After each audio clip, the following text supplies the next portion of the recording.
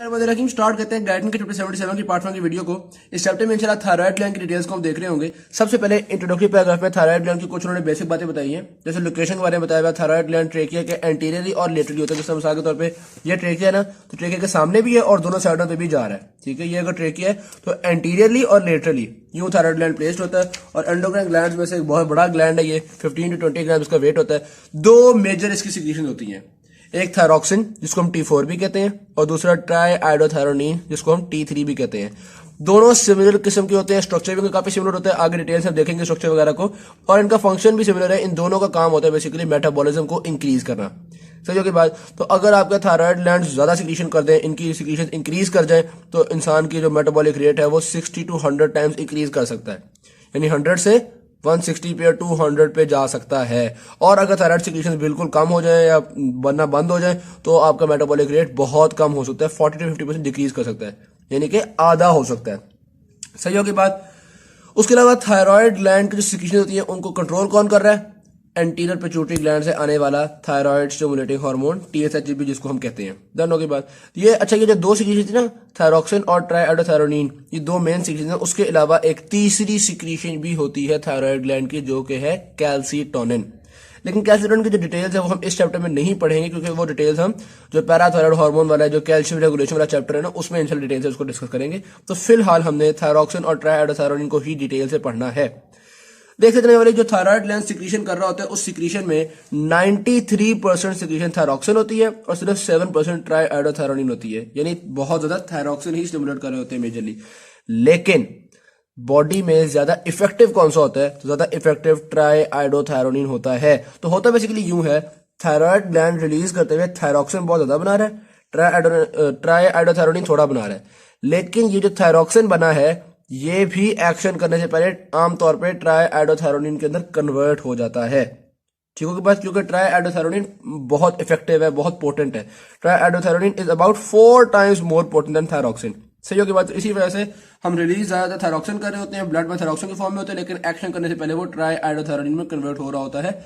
आगे जाके इसकी भी डिटेल्स को हम देखेंगे कि इनमें फर्क क्या है, किस तरह के होते हैं। Alright, physiologic anatomy of thyroid gland. Thyroid gland की थोड़ी सी एनाटॉमी को समझिएगा। इसमें बेसिकली ना आपके पास फॉलिकल्स होते हैं, इस तरह के यहाँ पे आप देख सकते हैं, यूं आपके पास कंपार्टमेंट से बने हुए फॉलिकल्स। ठीक है, इन फॉलिकल्स के अंदर लिक्विड सब मौजूद होता है, उस लिक्विड को हम कहते हैं कोलॉइड।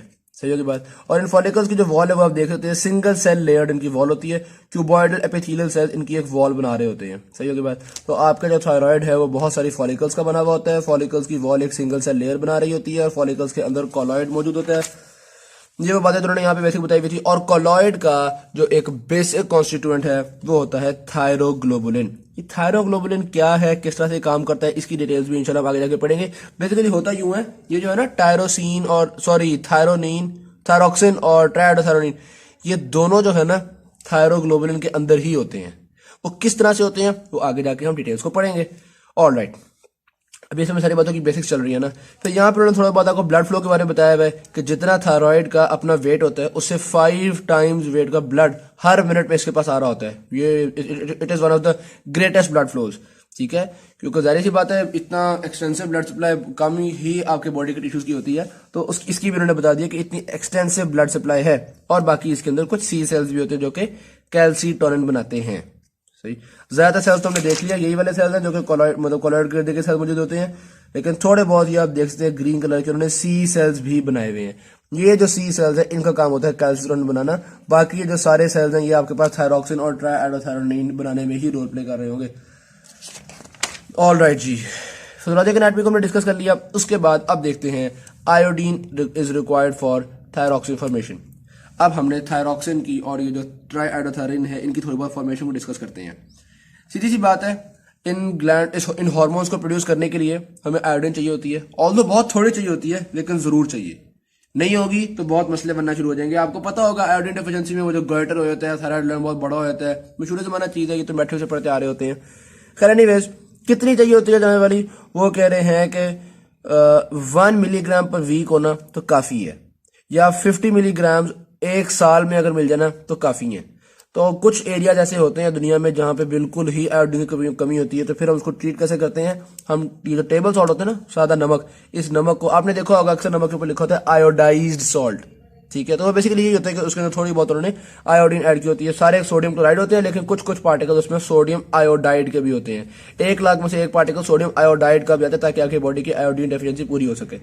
चाहिए बॉडी को बहुत थोड़ा सा iodine. Alright, fate of iodide, ये जो आयोडाइड आपने इनटेक कर ली है, फिर क्या होगा?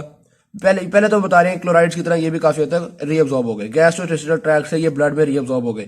लेकिन जब ये आयोडाइड्स ब्लड में आ जाते हैं तो काफी सारे आयोडाइड्स तो जाया हो जाते हैं। ऑलमोस्ट 1/5 जो है ना वो तो एक्सक्रीट कर दिए जाते हैं। सिर्फ थोड़े से होते हैं जो कि हमारा थायराइड ग्लैंड अपने पास रख लेता है। थायराइड ग्लैंड कहता है यार मुझे इस आयोडीन की जरूरत होती है, क्योंकि आपको पता है ना रिक्वायरमेंट बहुत थोड़ी है और आमतौर पर हम खा बहुत ज्यादा रहे होते हैं, तो इसी वजह से ऑलमोस्ट ज्यादातर हम जो है वो एक्सक्रीट कर देते हैं। सिर्फ थोड़ा सा हम बचा के रख लेते हैं थायराइड हार्मोन्स को प्रोड्यूस करने के लिए। अच्छा, हम बचाते किस तरह से हैं? हमारा ये जो थायराइड ग्लैंड होता है ये आयोडीन को किस तरह से अपने पास रखता है, किस तरह से अपने सेल्स के अंदर रखता है, उसके लिए होता है हमारे पास आयोडाइड पंप। आयोडाइड पंप को देखिएगा, ये बेसिकली एक सिम्पोर्टर है। सिम्पोर्टर का मतलब है को ट्रांसपोर्ट करने वाला होता है। को ट्रांसपोर्ट को हम बेसिकली फर्स्ट ईयर में डिस्कस कर चुके हुए हैं। सेकेंडरी एक्टिव ट्रांसपोर्ट की टाइप होती है जिसमें किसी और चीज का ग्रेडियंट हम यूज कर रहे होते हैं। एनीवेज हम यहाँ पे डायग्राम से कोशिश करते हैं कि इस बात को क्लैरिफाई कर सके। थोड़ा सा अगर आपको ये डायग्राम क्लियर नहीं तो मैं दिखाया, तो ये देखिएगा। अच्छा जी, ये आप देख सकते हैं, ये बेसिकली ना हमारे पास ये वाले जो सेल्स हैं, इनमें से एक सेल को उन्होंने इनलार्ज करके शो कर दिया है। अब इस सेल की एक वो साइड है जो कि ब्लड कैपिलरी की तरफ है बेसोलेटर में, और एक वो साइड है जो कि इस अंदर वाली कैविटी की तरफ है, कोलॉइड की तरफ है। तो यहाँ पे ये वो साइड है जो कि कोलॉइड की तरफ है और ये पीछे ब्लड कैपिलरी की तरफ है। दोनों की बात। अब देखो जी, अभी तक हमने पढ़ना है कि आयोडीन को या आयोडाइड को हम इनटेक किस तरह से कर रहे हैं या एब्जॉर्ब किस तरह से कर रहे हैं ब्लड से। ये देखिएगा, यहाँ पे होता है आपके पास सोडियम पोटेशियम एटीपेज पंप। ये सोडियम पोटेशियम एटीपेज पंप क्या कर रहा है? एटीपी का इस्तेमाल कर रहा है और सोडियम को सेल से बाहर निकाली जा रहा है। जब सोडियम सेल से बाहर निकली जाएगी तो अंदर सोडियम की हो जाएगी शदीद तौर पर डेफिशिएंसी। अब सोडियम चाहेगा कि बाहर से धड़ाधड़ अंदर जाए। अब सोडियम बहुत बेताब है अंदर जाने के लिए, लेकिन कैरियर प्रोटीन सोडियम से कहती है कि साथ किसी और को लेके आओगे तो मैं तुम्हें जाने दूंगी, अकेले तुम्हें नहीं जाने दूंगी। तो सोडियम आयोडाइड से कहता है यार प्लीज तो मेरे साथ चलो, हम अंदर चलते हैं। आयोडाइड कहता है ठीक है। ऑल्दो आयोडाइड की कंसंट्रेशन अंदर काफी ज्यादा है, लेकिन सोडियम इतना बेताब है कि ये इसका हाथ पकड़ के खींच के इसको अंदर ले जाता है। तो ये जो आयोडाइड अंदर जा रहा है, इसमें बेसिकली ड्राइविंग फोर्स कौन है? Sodium potassium ATPase pump. ये सोडियम पोटेशियम एटीपेज पंप ना करता तो ये सोडियम बेताब ना होता, सोडियम बेताब ना होता तो आयोडीन भी अंदर ना जा पाती। ठीक है, शुक्र है सोडियम पोटेशियम एटीपेज पंप कर रहा है, और बेसिकली सोडियम का जो ग्रेडियंट होता है वही काम आता है इस आयोडाइड के, और आयोडाइड को हम धकेल के अंदर ले जाए जाते हैं। तो यही वाली बात है। ये जो पंप होता है इसको हम कहते हैं सोडियम आयोडाइड सिम्पोर्टर। ठीक है, जो कि को ट्रांसपोर्ट कर रहा है। को ट्रांसपोर्ट मतलब है कि दो को इकट्ठे लेकर जाया जा रहा है। तो ये जो बात मैंने आपको बता दी है वही सारी बातें जो कि यहाँ पे उन्होंने एक्सप्लेन की हुई है। ऑलराइट जी, अब ये जो हमने ब्लड में से आयोडाइड को संभाल लिया है अपने कोलॉइड के अंदर या इस सेल के अंदर जो हम लेके आई जा रहे हैं, इसको हम नाम देते हैं आयोडाइड ट्रैपिंग। ठीक है, बात क्या किया आयोडाइड ट्रैपिंग में? हमने ब्लड में से आयोडाइड को निकाल के इस कोलॉइड के इस सेल के अंदर रख लिया। चलो, इस सेल के अंदर संभाली जा रही है, हम कहते हैं बहुत अच्छी बात है। ब्लड में उसकी कंसंट्रेशन थोड़ी थी, ब्लड से 30 टाइम्स ज्यादा कंसंट्रेशन हम आयोडाइड की कर लेते हैं सेल के अंदर। कई दफा तो 250 टाइम्स भी बढ़ा लेते हैं। ठीक है, जाहिर सी बात है, कॉमन सेंस की बात है। जितने ज्यादा थायराइड हार्मोन्स बनाने होंगे उतने ज्यादा आयोडीन को हम ट्रैप करेंगे। ठीक है, और ये हार्मोन्स कब ज्यादा बनाने होते हैं? जितना ज्यादा थायराइड स्टिमुलेटिंग हार्मोन आएगा उतने ज्यादा हार्मोन बनाने पड़ेंगे, उतना ही ज्यादा आयोडीन हमें ट्रैप करना पड़ेगा। तो आयोडीन की ट्रैपिंग को भी थायराइड स्टिमुलेटिंग हार्मोन ही रेगुलेट कर रहा होता है। जब ज्यादा थायराइड स्टिमुलेटिंग हार्मोन रिलीज होता है हम ज्यादा आयोडीन ट्रैप करना शुरू कर देते हैं। सिंपल बात है, कोई मुश्किल चीज नहीं है। अच्छा जी, जब आयोडीन को हमने सेल के अंदर ट्रैप कर लिया, अब आगे कोलॉइड में भेजना है। ये जो दरमियान वाली कैविटी है इसमें भेजना है। तो इसमें भेजने के लिए आपके पास एक बहुत सिंपल सी यहाँ पे प्रोटीन होती है जिसका नाम है पेंड्रिन। ये पेंड्रिन प्रोटीन होती है। आयोडीन पहले अंदर इतना ज्यादा है, ये बेताब है बाहर निकलने के लिए, तो हम कहते हैं चलो जाओ निकलो। यहाँ से आयोडीन निकल जाता है और क्लोराइड अंदर आ जाता है। ये एक तरह का काउंटर ट्रांसपोर्ट होता है जिसमें आयोडीन निकल रहा है और क्लोराइड हमारे पास अंदर आ रहा है। क्लोराइड के अंदर के सिग्निफिकेंस अभी हमने कोई नहीं पढ़ी, अभी हमने बस ये देखना था कि आयोडीन को निकालना था, उसके लिए पेंड्रिन हमारे काम आ गई और आयोडीन निकल गई। सही होगी बात। यहां तक तो थोड़ा बहुत हमने आयोडीन को स्टडी किया कि ब्लड से निकाल के आयोडीन को हम कोलॉइड तक किस तरह से पहुंचाते हैं। पहले आपके पास सोडियम आयोडाइड सिम्पोर्टर होता है और फिर आपके पास पेंड्रिन होता है, अल्टीमेटली आयोडाइड निकल गया। बस ये वाली मुख्तसरन इतनी सी बात है जो अभी तक हमने की है। नेक्स्ट आगे देखते हैं जी, थायरोग्लोबुलिन क्या होता है? Thyroglobulin and formation of thyroxine and triiodothyronine. लो जी, ये बड़ी इंटरेस्टिंग सी बात है। अब ये जो आपके पास सेल है ना, इस सेल के इधर एंडोप्लाज्मिक रेटिकुलम पे आपके पास प्रोटीन फॉर्म हुई है, फिर उस प्रोटीन को हमने भेज दिया गोल्जी एपेटस के अंदर, फिर गोल्जी एपेटस ने उसको इनक्लोज कर दिया वेसिकल्स के अंदर। ये आपके पास थायरोग्लोबुलिन जो है वो इनक्लोज फॉर्म में मौजूद है। थायरोग्लोबुलिन बेसिकली एक लार्ज ग्लाइकोप्रोटीन मॉलिक्यूल है जिसका मॉलिक्यूलर वेट उन्होंने क्या बताया है, 3,35,000। बहुत बड़े मॉलिक्यूलर वेट का होता है। भी आगे देखते हैं, आपको बताते हैं इसमें क्या कुछ होता है। अच्छा जी, हर मॉलिक्यूल ऑफ थायरोग्लोबुलिन के अंदर तकरीबन 70 टायरोसिन अमाइनो एसिड्स होते हैं। हर थायरोग्लोबुलिन के अंदर तकरीबन 70 टायरोसिन अमाइनो एसिड्स होते हैं। और भी चीजें होंगी, लेकिन अभी आप देखिएगा, कंसिडर कीजिएगा, ये एक थायरोग्लोबुलिन मॉलिक्यूल है। इसमें मैंने बहुत सारे सर्कल्स बनाए हुए हैं। समझ लो हर सर्कल जो है ना वो एक टायरोसिन मॉलिक्यूल है। टायरोसिन एक अमाइनो एसिड है, ठीक है। तो ये सारे आपके पास सर्कल जो है ये टायरोसिन है। डालो की बात तो उन्होंने बताया तकरीबन 70 टायरोसिन होते हैं। अच्छा जी, अब वो ये बता रहे हैं कि थायराइड हार्मोन जो है ना वो इसी थायरोग्लोबुलिन के अंदर बनते हैं। कैसे बनते हैं, वही चीजें जो बेसिकली आगे इन्होंने डिस्कस करनी है। ठीक, पहली तो बात, आयोडीन को जरा हम दोबारा जरा तफसील से समझते हैं कि इसके साथ क्या कर रहे हैं हम। जब आयोडीन को सेल के अंदर लाया जाता है तो आयोडीन को हम इसकी ऑक्सीडेशन भी करवाते हैं। ठीक है, ऑक्सीडेशन करवा के या तो नेसेंट आयोडीन बना लेते हैं, ठीक है, या हम I3- बना लेते हैं। सही होगी बात। तो हमने इसकी करवा दी ऑक्सीडेशन। कौन सा एंजाइम जो ऑक्सीडेशन करवाने के लिए पर ऑक्सीडेज इस्तेमाल होता है, जिसका कंपनी करवाते हैं हमारे पास हाइड्रोजन पर ऑक्साइड। बहुत सिंपल चीज है, उसमें तो कोई ऐसी डिफिकल्ट चीज नहीं है। हमने इसको बहरहाल कन्वर्ट किया है नेसेंट आयोडीन में, या मतलब ऑक्सीडाइज फॉर्म में कन्वर्ट किया है। अब आयोडीन भी तैयार है हार्मोन में इस्तेमाल होने के लिए। सही होगी बात। अच्छा, जाहिर सी बात है, अगर आयोडीन की ऑक्सीडेशन करेंगे तो ही आयोडीन हार्मोन बनाने में इस्तेमाल हो सकेगा। तो जिन लोगों में ये ऑक्सीडेशन वाले एंजाइम की कमी हो, जिस तरह मिसाल के तौर पर ये पर ऑक्सीडाइज सिस्टम ना हो, उन लोगों में आयोडीन की ऑक्सीडेशन नहीं हो पाती, उन लोगों में आयोडीन हार्मोन फॉर्म नहीं कर पाता, और उन लोगों में थायराइड हार्मोन्स की शदीद डेफिशिएंसी होती है। ठीक है, थायराइड हार्मोन्स का लेवल 0 तक फॉल कर जाता है, थायराइड हार्मोन्स बना ही नहीं पाते। तो जाहिर सी बात है, थायराइड हार्मोन को बनाने के लिए आयोडीन इसका मतलब है बहुत ही अहम रोल प्ले कर रहा है। देखते हैं किस तरह से अहम रोल प्ले करता है। पहले हमने देख लिया आयोडीन को एंटर किस तरह से किया जाता है। आयोडीन को एंटर करने के लिए सोडियम आयोडाइड सिंपोटर होता है। फिर हमने देख लिया पर ऑक्साइड जो होता है वो उसको आयोडाइज कर देता है, मतलब ऑक्सीडेशन कर देता है उसकी, और ऑक्सीडेशन करने के बाद हम उसको फिर पेंट्रेन के थ्रू आगे भेज रहे हैं। ये तो हमने देख लिया कि एक ऑक्सीडेशन हुआ ऑक्सीडाइज्ड आयोडीन जो है वो यहाँ पे आएगा। यहाँ तक बात समझ में आ गई। दूसरी तरफ देखते हैं थायरोग्लोबुलिन को। दो इंग्रेडिएंट है ना असल में, एक थायरोग्लोबुलिन एक आयोडीन है, तो हम दोनों इंग्रेडिएंट को साथ साथ लेके चल रहे हैं। सही होगी बात। अब थायरोग्लोबुलिन का वो बता रहे हैं कि जाने वाले यहाँ पे एंडोप्लाज्मिक रेटिकुलम में बना, फिर गोल्जी एपेटस ने उनको इनक्लोज किया, इनक्लोज करने के बाद उसको आगे भेजा। अब यहाँ पे जैसे ही ये थायरोग्लोबुलिन निकलता है, साथ ही आपके पास तैयार शुदा आयोडीन मौजूद होती है ताकि वो इसके अंदर आ जाए। ऐसे ना हो कि थायरोग्लोबुलिन निकल जाए और फिर आप आयोडीन ढूंढती फिरे, या मैंने कहाँ लगना था। तो बिल्कुल साथ ये मौजूद होता है और ये ऑक्सीडाइज्ड हुआ होता है, तैयार होता है कि ऐसी की तैसी जैसे ही थायरोग्लोबुलिन आएगा मैं फौरन उसके साथ चिपक जाऊंगी। ये जो आयोडीन थायरोग्लोबुलिन के अंदर आ रहा है, इस प्रोसेस को हम नाम देते हैं ऑर्गेनिफिकेशन। सही होगी बात। इसको क्या नाम दे रहे हैं, ऑर्गेनिफिकेशन। अब होता बेसिकली क्या है कि देखो, बहुत सारे टायरोसिन मॉलिक्यूल्स थे ना इस थायरोग्लोबुलिन के अंदर। ये एक मॉलिक्यूल को हम कह देते हैं ये टायरोसिन है। ठीक है, अमाइनो एसिड है tyrosine.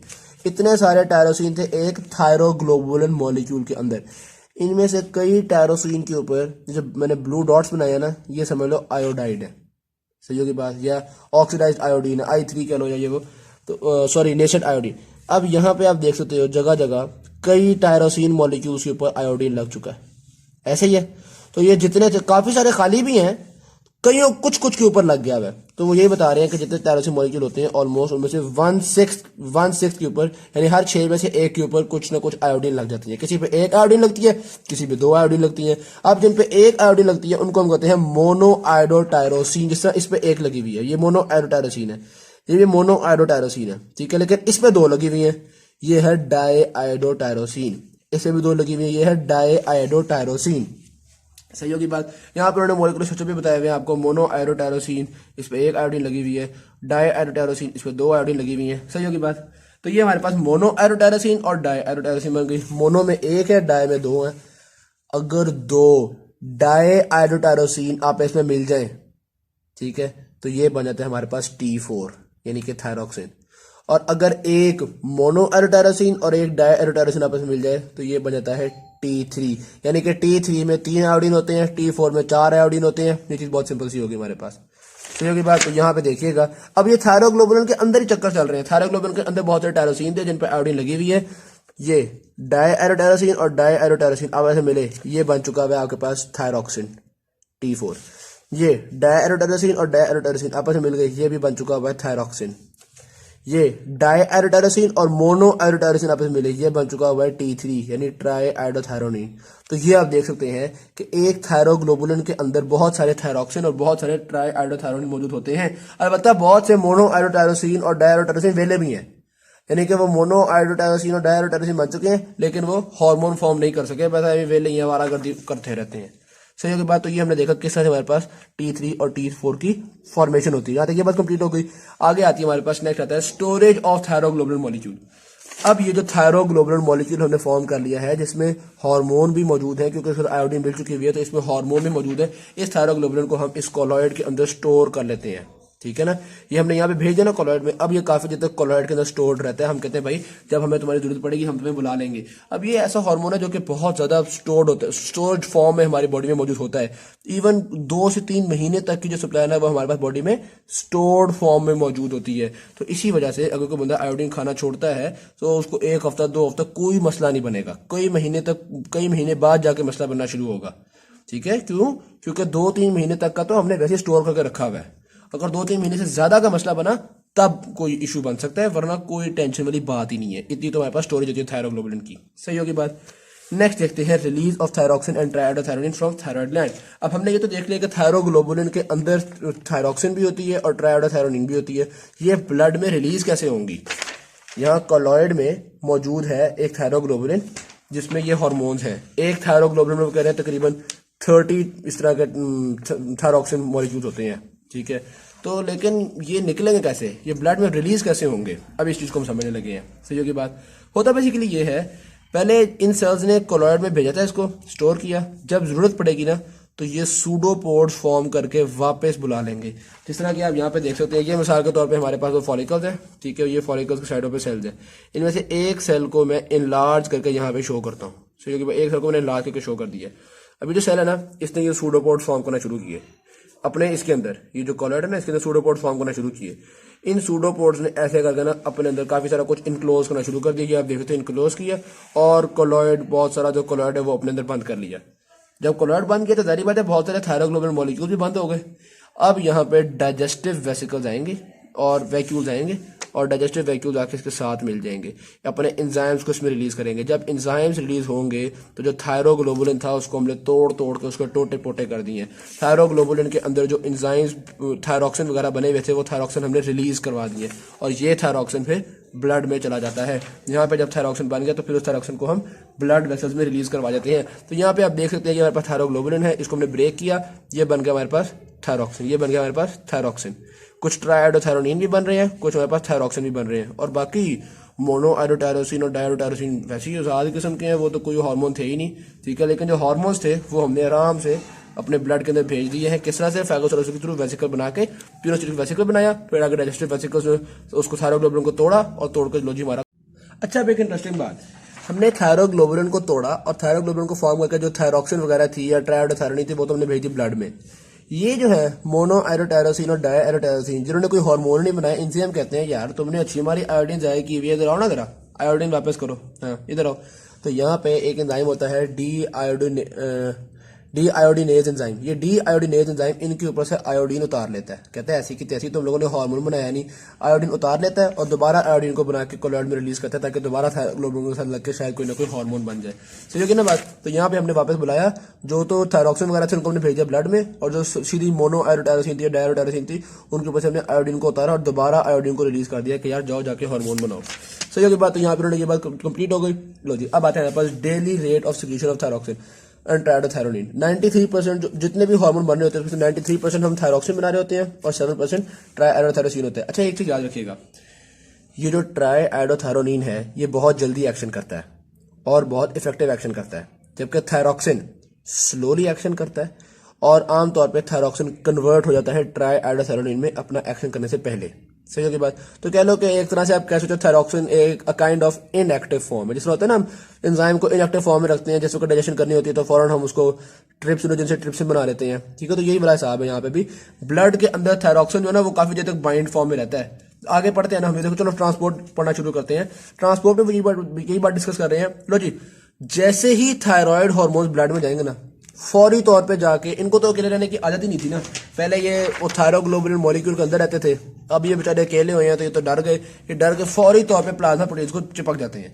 99% of the thyroid hormone जो प्लाज्मा प्रोटीन से चिपक गए, ठीक है। प्लाज्मा प्रोटीन होती है आपके पास थायरॉक्सिन बाइंडिंग ग्लोबुलिन, या कभी कभी थायरॉक्सिन बाइंडिंग एल्बुमिन या थायरॉक्सिन बाइंडिंग प्री एल्बुमिन वगैरह भी होती है, उनको साथ जाके चिपक जाते हैं। सही होगी बात। अब याद रखना, जो थायरॉक्सिन है वो ज्यादा मजबूती से चिपकती है, ट्राई एडोथायरोनिन जो है वो थोड़ी लो अफिनिटी रखती है।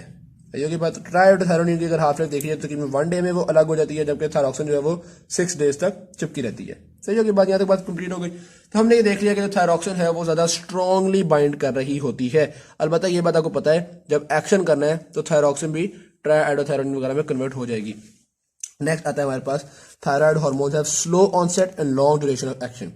स्लो ऑनसेट जाहिर सी बात है, अब हमने चेक किया कि जैसे हम थायराइड हार्मोन इंजेक्ट करते हैं फौरी तौर पर बंदे को फर्क नहीं पड़ रहा, आहिस्ता आहिस्ता फर्क पड़ना शुरू होता है। क्यों भाई? सीधी सी बात है, वो प्लाज्मा वो जाके प्लाज्मा प्रोटीन से चिपक जाती है, वो कौन सा कुछ सीधा सेल्स के अंदर चली जाती है।